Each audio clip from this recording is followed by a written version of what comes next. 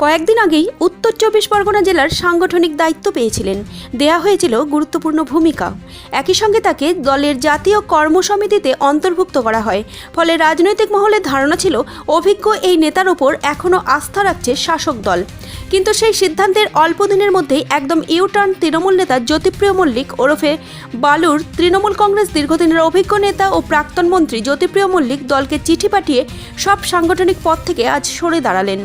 গত শনিবারই জ্যোতিপ্রিয়কে জাতীয় কর্মসমিতির সদস্য করা হয়েছিল। সেই পদ তিনি আজ ত্যাগ করলেন। তার বক্তব্য, আমার ৩৫০-এর ওপর সুগার, কিডনি খারাপ হয়ে গিয়েছে, তাই এই অবস্থায় দলের কোনো কাজকর্মে আমি এখন যুক্ত থাকতে পারছি না, তাই সব পদ ছেড়ে দিলাম।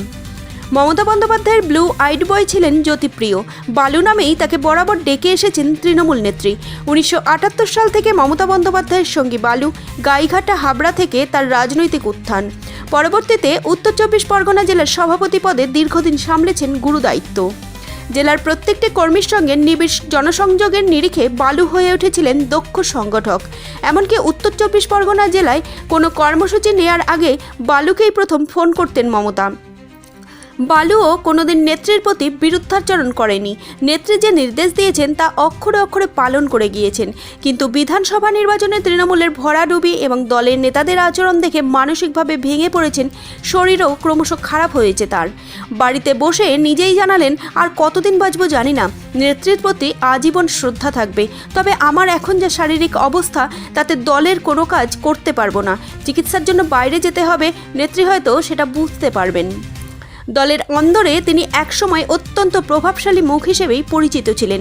পরবর্তীতে রেশন দুর্নীতি মামলায় কেন্দ্রীয় তদন্তকারী সংস্থার হাতে গ্রেপ্তার হওয়ার পর তার রাজনৈতিক অবস্থান নিয়ে আলোচনা তৈরি হয়। সেই সময়ও দল তার পাশে দাঁড়িয়েছিল। প্রাক্তন মুখ্যমন্ত্রী মমতা বন্দ্যোপাধ্যায় একাধিকবার প্রকাশ্যে দাবি করেন তাকে রাজনৈতিক উদ্দেশ্যে ফাঁসানো হয়েছে। এই সব কিছুকেই উপেক্ষা করে ২০২৬ সালের বিধানসভা নির্বাচনে হাবড়া কেন্দ্র থেকে তাকেই প্রার্থী করে দল।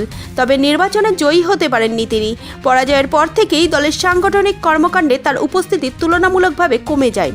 সবশেষে জাতীয় কর্মসমিতিতে অন্তর্ভুক্তির পরও হঠাৎ সব পদ থেকে তার সরে দাঁড়ানোকে ঘিরে রাজনৈতিক মহলে নানা প্রশ্ন উঠেছে। যদিও তিনি নিজে স্পষ্ট করেছেন শারীরিক অসুস্থতাই এই সিদ্ধান্তের প্রধান কারণ।